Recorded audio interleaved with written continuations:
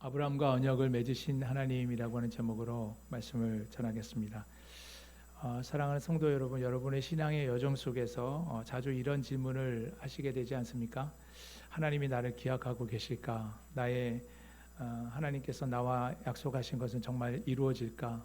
또 어느 때까지 기다려야 할까 하는 이런 의문이 듭니다. 하나님을 향한 믿음은 어쩌면 그 기다림의 시간과의 싸움이라고 할 수 있겠습니다. 믿음은 한 번 생겼다가 영원히 유지되는 것이 아니죠. 하나님의 언약과 그 약속이 이루어지기까지 우리는 시간의 흐름 속에서 변화와 또 변화되는 상황과 유혹들 가운데서 그 믿음을 계속 선택하고 유지해야만 합니다. 그리스어에는 소위 또 성경의 헬라어에는 시간을 나타내는 두 가지 표현이 있습니다. 하나는 크로노스이고 하나는 카이로스입니다. 크로노스, 카이로스 혹시 들어보셨습니까? 크로노스는 객관적인 시간, 물리적인 시간입니다. 시계 안에서 짝깍 하면서 흘러가는 그런 시간이죠. 이 시간에 따라서 낮이 지나면 밤이 오고 또 봄이 지나면 여름이 옵니다. 그러니까 날과 계절이 만들어진 것이죠. 크로노스는 하나님이 천지 창조 때 저녁이 되며 아침이 되니 이날은 첫째 날이니라 말씀하신 그것으로부터 이 물리적인 시간이 흐름이 시작되었습니다. 이것은 누구에게나 공평하게 주어지고 정해진 속도로 흘러갑니다. 우리는 이 시간에 따라서 계획을 세우고 또 약속을 하고 또 사람을 만나고 그렇게 하죠. 우리의 삶과 아주 밀접한 관련이 있습니다. 그런가 하면 카이로스는 주관적이고 질적이고 의미 있는 시간을 말합니다. 이 시간은 개인의 경험에 따라 또 길어지기도 하고 또 짧아지기도 합니다. 우리가 일상 가운데서 경험하는 이 크로노스가 인간적인 시간이라고 한다면 이 카이로스는 하나님의 시간, 특별한 목적을 가진 하나님의 뜻이 이루어지는 시간이라고 말할 수 있습니다. 21세기를 살아가는 우리는 이 크로노스의 시간 속에 살고 있습니다. 이 크로노스의 시간의 지배를 받는 사람, 이런 사람은 그 인생의 생로병사의 주기에 따라서 결국 죽음이라고 하는 종착지에 도착하게 됩니다. 또한 우리는 카이로스의 시간을 살아가고 있습니다. 이 카이로스의 시간은 하나님의 구속의 약속과 그 목적을 향해서 흘러갑니다. 카이로스의 시간을 사는 사람은 그 시간 속에서 주님을 만나고 주님과 동행하다가 구원과 영생과 천국의 종착역에 도달하게 됩니다. 그런데 오늘 많은 사람들이 이 크로노스의 시간에만 주목하지 카이로스의 시간을 잘 기억하지 못하고 놓치고 살아가는 모습을 많이 봅니다. 우리는 크로노스의 시간 속에서 카이로스의 시간을 붙잡고 하나님의 때를 기다리며 사는 자가 되어야 될 줄로 믿습니다. 오늘 본문 말씀은 아브라함이 하나님의 시간, 이 카이로스를 경험하지 못하고 앞서 설교 모두에서 던졌던 질문들처럼 이 크로노스의 시간 속에서 하나님이 나를 기억하시는가? 하나님의 약속이 정말 내게 이루어질까? 언제까지 기다려야만 할까? 이런 의문을 가지고 이 두려워하는 이 아브라함에게 하나님이 어떻게 응답하시는지를 보여줍니다. 오늘 본문 창세기 15장 1절 말씀을 같이 읽어보겠습니다. 이후에 시작. 이후에 여호와의 말씀이 환상 중에 아브라함에게 임하여 이르시되 아브라함아 두려워하지 말라. 나는 내 방패요 너의 지극히 큰 상급이니라. 아멘. 하나님이 환상 중에 아브라함에게 임해서 첫 번째로 하시는 말씀이 아브라함아 두려워하지 말라 하는 말씀이었습니다. 오늘 본문은 여호와 하나님과 아브라함의 이 대화 형식으로 이렇게 구성되어 있습니다. 앞서 우리 창세기 14장에서 아브라함이 그 롯과 조카 롯과 그의 가족이 붙잡혀 갔다는 소식을 듣고 자기 집에서 훈련된 318명 그리고 동맹한 이웃들과 함께 엘람의 그돌라오멜이 이끄는 북부 연합군을 쫓아가 그들을 무찌르고 롯과 그의 가족들 그리고 모든 재산을 구하고 많은 전리품을 가지고 개선 장군이 되어 위풍당당하게 돌아온 모습을 보았습니다. 그런데 창세기 15장에서 이제 그러한 승리 이후에 아브라함이 몹시 두려워하고 있는 모습을 보게 됩니다. 사실 우리도 어떤 성과를 이루고 또 승리하고 난 그 이후에 담대하고 대범해질 것 같지만 오히려 승리와 그 성공 이후에 심리적으로 불안과 이 두려움을 느끼게 되는 경우가 있습니다. 성공을 유지해야 한다는 그런 압박감과 또 실패에 대한 두려움 때문인 것이죠. 아브라함에게 두려움이 임한 이후는 이번 전쟁으로 인해서 다시 이 북방 4개의 연합군이 다시 나를 보복하지 않을까 그런 두려움과 염려 때문이었습니다. 아브라함이 하나님의 도움으로 기습작전을 통해서 그들을 무찌르고 모든 것을 되찾아오긴 했지만 사실 객관적인 전력을 비교해 보면 아주 비교할 수 없는 수준이었죠. 괜히 벌집 들쑤셔 놓은 건 아닌가 하는 후회가 들 수도 있었을 겁니다. 그러나 하나님은 그들을 두려워하지 말라고 말씀하십니다. 우리가 두려워할 대상은 오직 하나님 한 분뿐이십니다. 하나님 외에 그 어떤 대상도 어떤 상황도 우리의 두려움이 대상이 될 수 없습니다. 하나님은 내가 너의 방패와 지극히 큰 상급이다라고 아브라함에게 말씀하고 계십니다. 이 방패가 무엇입니까? 적군의 공격을 방어해내는 호신장구 아니겠습니까? 하나님이 방패가 되어주시고 보호자가 되어주신다면 무슨 문제가 있겠습니까? 또 상급은 정당한 보상 또는 대가라고 하는 그런 뜻이 있습니다. 아브라함은 전쟁의 승리로 모든 전리품을 가지고 왔죠. 그러나 이 소돔 왕 앞에서 그 실오라기 하나, 신발끈 하나도 갖지 않겠다고 거부했습니다. 그런 아브라함에게 하나님께서 대신 내가 너의 상급, 너의 보상, 너의 대가가 되어주겠다고 말씀하신 것입니다. 하나님이 아브라함에게 두려워하지 말라. 나는 내 방패요 너의 지극히 큰 상급이니라. 이와 같은 말씀, 이 음성이 저와 여러분에게도 들려지게 되시길 바랍니다. 그래서 늘 하나님의 지키심과 보호 아래서 또 두려움 없이 담대히 우리의 주어지는 믿음의 여정을 나아가는 저와 여러분이 되셨으면 좋겠습니다. 그런데 2절과 3절을 보시면 아브라함을 두렵게 하는 또 다른 요소가 있었던 것을 보게 됩니다. 우리 본문 2절 3절 말씀 같이 읽어보겠습니다. 시작. 아브라함이 이르되 주 여호와여 무엇을 내게 주시려 하나이까? 나는 자식이 없사오니 나의 상속자는 이 다메섹 사람 엘리에셀이니이다. 아브라함이 또 이르되 주께서 내게 씨를 주지 아니하셨으니 내 집에서 길린 자가 내 상속자가 될 것이니이다. 아멘. 아브라함은 지금 하나님이 약속하신 가나안 땅에 거주한 지 벌써 한 10여 년의 시간이 흘렀습니다. 하지만 발 붙일 만한 땅도 얻지 못했습니다. 이방인으로 살아가고 있습니다. 아브라함은 하나님이 상급되어 주신다는 그 말씀을 듣고 주 여호와여 내게 무엇을 주시려 하나이까 이렇게 묻죠. 아브라함은 하나님이 어떤 방식으로 보상해 주실지 궁금했습니다. 그런데 이제 결정적으로 자식이 없사오니 이렇게 말하죠. 나이가 들었는데 자식이 없는 현실 속에서 어떻게 불확실한 하나님의 약속을 믿을 수 있는지 불확실한 미래에 대한 두려움과 불안은 더 커져만 갔습니다. 하나님을 향한 아브라함의 말 속에는 자식을 주시지 않은 하나님에 대한 서운함과 또 체념이 드러나 있습니다. 아브라함이 주께서 내게 씨를 주지 아니하셨으니 내 집에서 길린 자가 내 상속자가 될 것입니다. 당시 고대 근동 지역에서는 자식이 없는 경우에 다른 사람을 양자로 입적해서 상속자를 삼는 경우들이 많이 있었습니다. 그래서 아브라함은 자기 집에서 길린 자 중에 눈여겨보았다. 이 엘리에셀을 상속자로 삼아야 되겠다라는 생각을 한 것이죠. 그리고 하나님께 여쭌 것입니다. 하나님이 아브라함의 이런 마음을 왜 모르시겠습니까? 하지만 아직 하나님의 때, 이 카이로스의 시간이 오지 않은 것이죠. 아브라함의 마음을 아시는 하나님께서 아브라함에게 이렇게 말씀하십니다. 우리 4절 5절 말씀을 또 같이 읽겠습니다. 여호와의 말씀이 시작. 여호와의 말씀이 그에게 임하여 이르시되 그 사람이 내 상속자가 아니라 내 몸에서 날 자가 내 상속자가 되리라 하시고 그를 이끌고 밖으로 나가 이르시되 하늘을 우러러 무별을 셀 수 있나 보라. 또 그에게 이르시되 내 자손이 이와 같으리라. 아멘. 사실 하나님이 그 전에 창세기 12장을 하나님께서 아브라함에 부르시는 장면이 나오죠. 창세기 12장 2절에서 내가 너로 큰 민족을 이루게 하고 너에게 복을 줄 것이다 이렇게 말씀하시고 창세기 13장 16절에서는 내가 내 자손이 땅의 끌같이 많게 해줄 것이다 라고 이렇게 말씀하셨어요.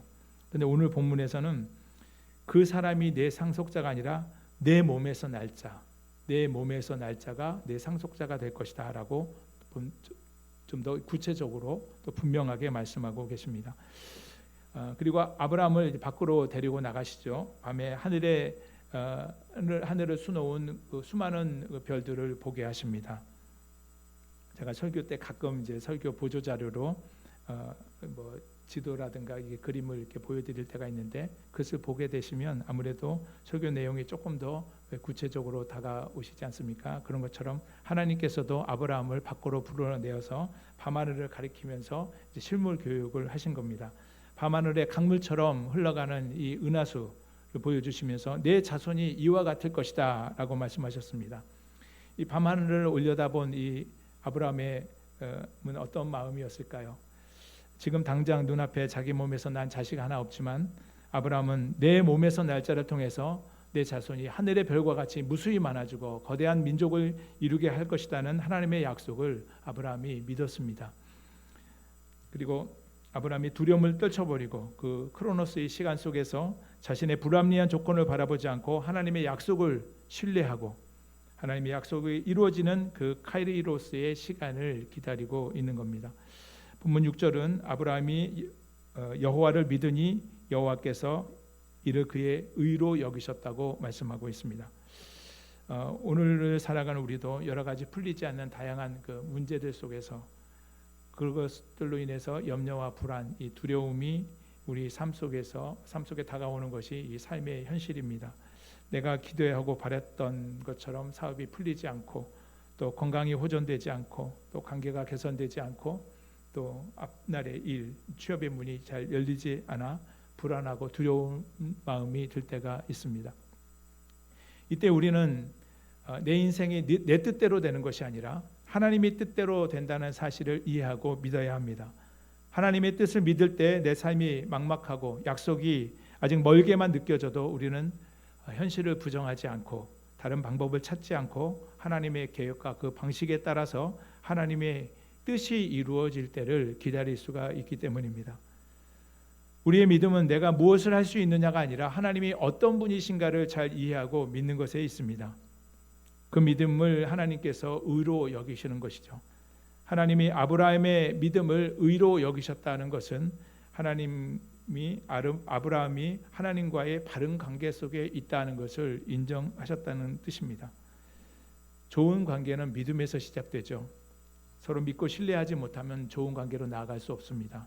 우리 누군가와 조금이라도 불편한 관계에 있다면 서로를 믿지 못한다는 것입니다. 부부 관계도 그렇고 가족과의 관계도 그렇습니다. 때로 가끔 소원해지는 그런 때가 있다면 아무래도 믿음에 약간 줄어들었다고 볼 수도 있겠죠. 우리가 하나님과 바른 관계를 맺을 수 있는 방법이 무엇일까요? 하나님을 믿는 겁니다. 우리가 하나님의 말씀과 약속을 믿음으로 하나님께로부터 의롭다함을 인정을 받고 또 하나님과 좋은 관계 속에 들어가야 할 것입니다. 하나님과의 관계만 좋으면 무엇이 문제가 있겠습니까? 하나님이 아브라함을 믿음으로 여기시고 또 좋은 관계 속에서 또 이렇게 또 말씀하십니다. 우리 7절 말씀 같이 보겠습니다. 시작. 또 그에게 이르시되 나는 이 땅을 내게 주어 소유를 삼게 하려고 너를 갈대아인의 우르에서 이끌어낸 여호와니라. 하나님께서 아브라함을 갈대아인의 우르에서 그를 이끌어내신 부르신 이유를 말씀하고 계십니다. 하나님이 아브라함으로 하여금 가나안을 차지하게 하기 위해서 갈대아인의 우르, 우상 숭배가 가득한 이 갈대아인의 우르에서 아브라함을 이끌어내셨습니다. 왜 하나님은 하고 많은 사람들 중에 특별히 아브라함에게 이 가나안 땅을 주려고 그곳에서 이끌어내셨을까요? 그건 우리가 모르죠. 하나님의 뜻이고 그냥 하나님의 은혜인 겁니다. 우리도 마찬가지입니다. 우리가 어떻게 하나님을 알고 지금 하나님을 예배하는 자리에 있게 하셨는지, 하나님께서는 우리를 예배하는 자의 자리에 있게 하시려고 하나님을 떠나 있었던 곳에서 우리를 불러내어 이끌어내 주신 것이죠. 우리 자신이 그럴 만한 어떤 조건이나 자격을 갖춘 것이 아닙니다. 그냥 하나님 편에서의 무조건적인 선택이고 하나님의 은혜인 줄로 믿습니다. 땅을 약속하신 하나님께서 땅을 약속받은 아브라함이 하나님께 이런 요청을 하죠. 우리 8절 읽어보겠습니다. 시작. 그가 이르되 주 여호와여 내가 이 땅을 소유로 받을 것을 무엇으로 알리까? 하나님께서 이 땅을 너와 내 후손에게 주시겠다고 하면 그대로 믿으면 되는데 또 그 약속을 내가 무엇으로 어떻게 믿을 수 있겠느냐고 이렇게 하나님께 묻습니다. 그런데 하나님께서 여기서 아브라함이 하나님께 이와 같은 질문을 하게 된 것은 아브라함이 하나님의 약속을 믿지 못하고 의심한 데 따른 것은 아닙니다.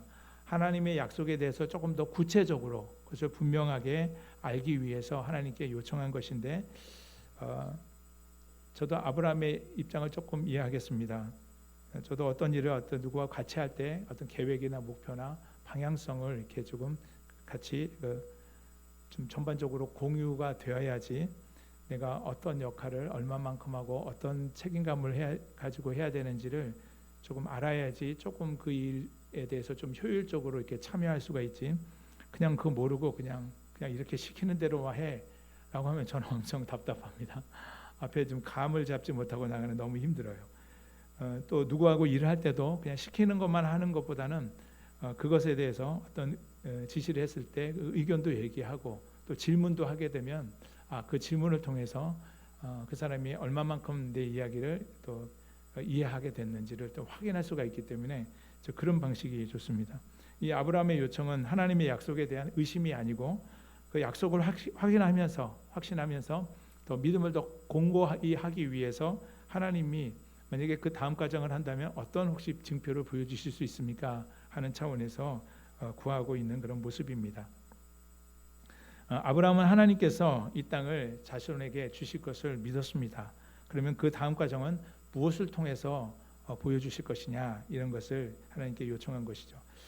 하나님의 약속을 확신하고 믿음으로 나아갈 때 우리도 아브라함처럼 하나님의 언약을 우리에게 약속하신 그 약속이 분명한지 정말 하나님께 한번 그 표징을 보여주십시오라고 요청할 수 있는 이런 좀 담대한 믿음도 필요하지 않나 싶습니다.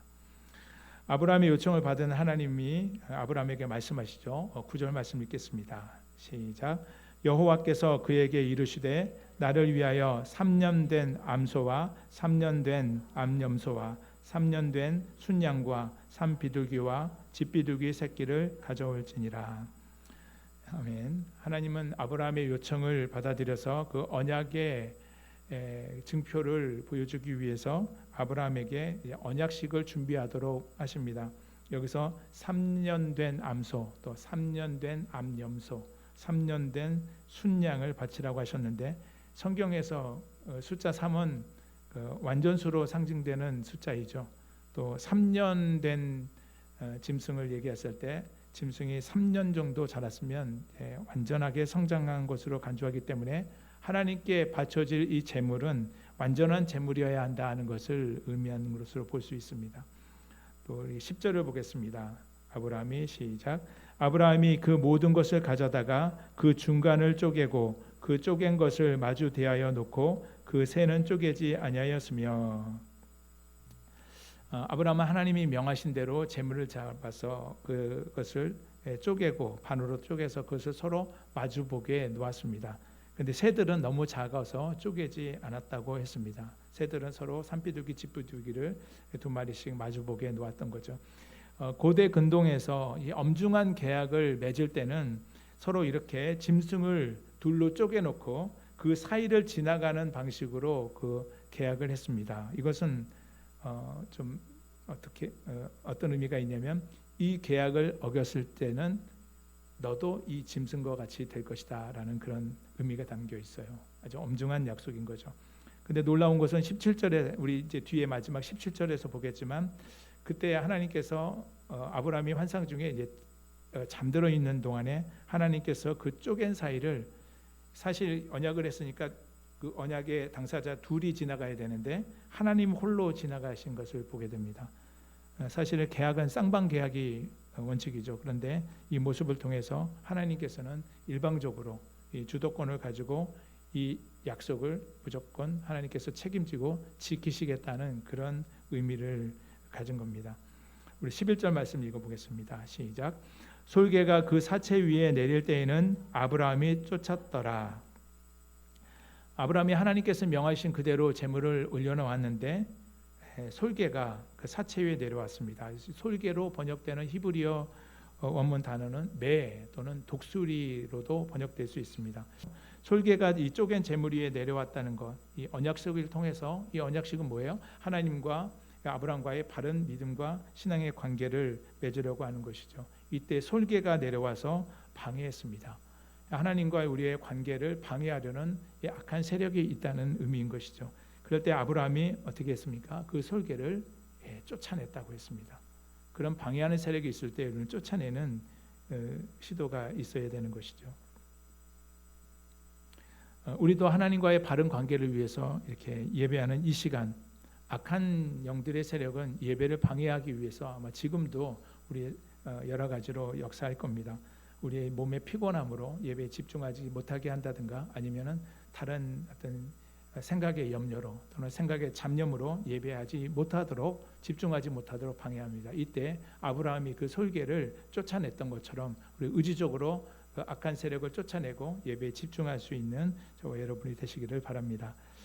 아브라함이 손을 내밀어 솔개를 쫓아낸 것처럼 하나님을 위해 준비하는 제물을 지키고 예배의 성공을 위해서 방해하는 세력을 쫓아내고 하나님과의 바른 관계를 맺어내고 또 예배의 성공자로 살아가는 저와 여러분이 되시기를 바랍니다. 12절에 보겠습니다. 같이 읽습니다. 시작. 해질 때에 아브라함에게 깊은 잠이 임하고 큰 흑암과 두려움이 그에게 임하였더니, 아브라함에게 깊은 잠이 임했다는 것은 그 일반적인 잠이 아니라 하나님이 개입하여서 더 깊은 수면 상태에 들어갔다는 뜻입니다.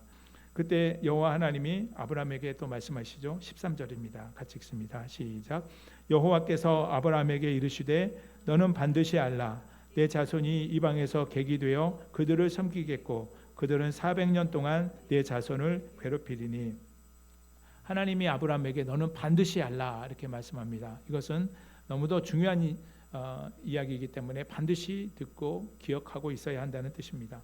하나님은 아브라함의 자손이 이방에서, 여기서 애굽이죠, 400년 동안 노예 생활을 할 것이라고 아브라함에게 알려주십니다. 아브라함은 지금 자기 몸에서 태어난 자식 하나 없는 상태이죠. 그런데 하나님은 미래에 아브라함의 자손들이 있을 것을 말씀하시면서 그들이 이방 애굽 땅에서 종살이 할 것이라고 예고해 주고 계십니다. 아브라함 편에서 자기 자손이 이방 나라에서 객이 되고 400년 동안이나 이 종살이 노예살이를 하게 될 것이라는 것은 아브라함 편에서는 너무나 서글픈 일이죠. 그렇다면 하나님은 왜 당신이 선택한 이스라엘 백성들을 이 노예 생활부터 시작하게 한 것일까요?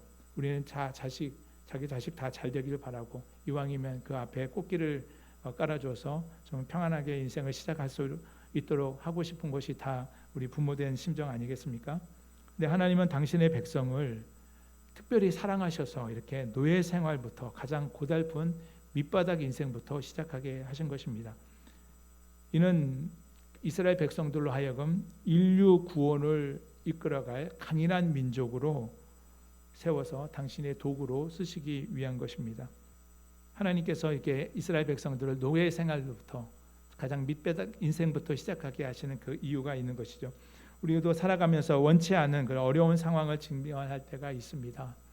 경제적으로나 신체적으로나 또 관계적으로 힘들 때를 지날 때 이 고난을 통해서 훈련시키시는, 이 고난을 통해서 우리를 나 자신을 훈련시키시고 세워가시는 하나님의 그런 사랑을 느끼고 깨달을 수만 있다면 이 어려움과 고난은 오히려 우리에게 큰 자산이 되고 자원이 되게 될 것입니다. 히브리서 12장에 보면 징계와 고난의 유익에 대해서 이렇게 기록한 곳이 있는데, 히브리서 12장 6절 7절 말씀 우리 같이 한번 읽어보겠습니다. 시작. 주께서 그 사랑하시는 자를 징계하시고 그가 받아들이시는 아들마다 채찍질하심이라 하였으니 너희가 참음은 징계를 받기 위함이라. 하나님이 아들과 같이 너희를 대우하시나니 어찌 아버지가 징계하지 않는 아들이 있으리요. 11절부터 한번 읽겠습니다. 시작. 무릇 징계가 당시에는 즐거워 보이지 않고 슬퍼 보이나 후에 그로 말미암아 연단받는 자들은 의와 평강의 열매를 맺느니라. 아멘. 징계가 즐거워 보이지 않고 슬퍼 보이지만 결국 의와 평강의 좋은 열매를 맺게 되는 거죠. 이처럼 하나님도 이스라엘 백성들을 400년 동안 밑바닥에서 노예 생활로 연단받게 하신 것은 그 아름다운 열매를 맺게 하기 위한 것입니다. 그러나 영원토록 400년 짧은 기간은 아니지만 그렇다고 해서 계속 내버려 두지 않으셨습니다. 오늘 본문 14절입니다. 같이 읽겠습니다. 시작. 그들이 섬기는 나라를 내가 징벌할지며 그 후에 내 자손이 큰 재물을 이끌고 나오리라. 아멘. 카이로스, 하나님의 시간, 하나님의 때가 되면 하나님이 자기 백성들을 괴롭힌 그들을 정당한 절차에 따라서 징벌하시고 또 거기서 그들을 당당하게 나오게 하실 것이다. 아브라함이 전쟁에서 이기고 많은 전리품을 취해서 나왔던 것처럼 애굽에서 노예 생활했던 이스라엘 백성들이 많은 재물을 이끌고 나오게 될 것이라고 말씀하고 있습니다. 실제로 우리가 잘 알다시피 애굽에 노예 생활했던 이스라엘 백성들이 그곳에서 많은 재물을 이끌고 광야로 나왔습니다. 그래서 그것을 통해서 성막을 만들고 또 필요한 모든 일들을 했던 것을 보게 됩니다. 또 본문 15절은 하나님이 아브라함이 행복하고 가치 있는 그 생애를 보낼 것을 약속하고 있습니다. 보니까 너는 장수하다가 평안히 조상에게로 돌아가 장사될 것이라고 말씀합니다.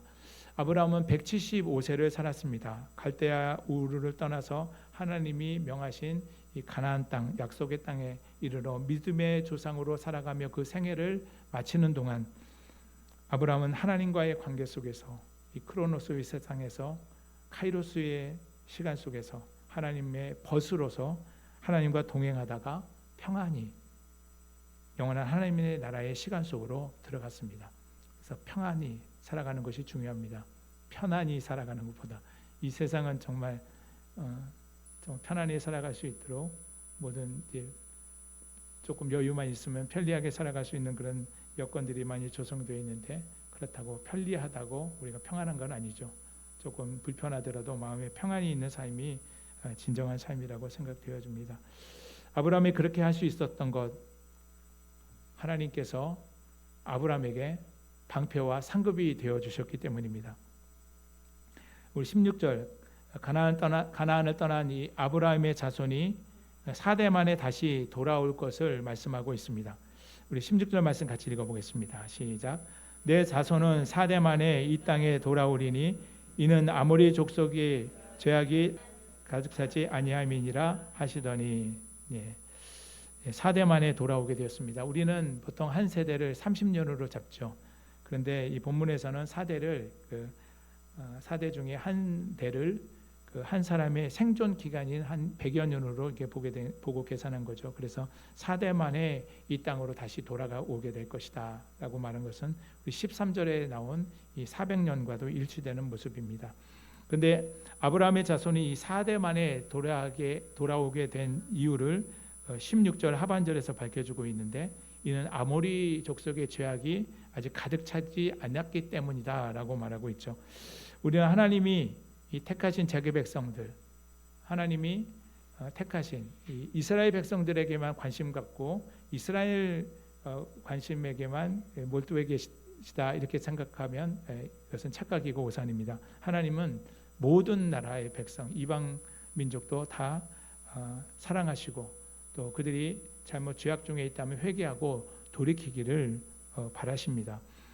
이스라엘이 노예 생활로 애굽에서 400년 동안 기다렸던 이 훈련받는 기간은 또 아모리 족속의 편에서 볼 때는 하나님께서 아모리 족속으로 하여금 회개하고 그 죄악에서 돌이키기를 기다려 주셨던 그 기간이었다는 것을 우리가 알게 됩니다.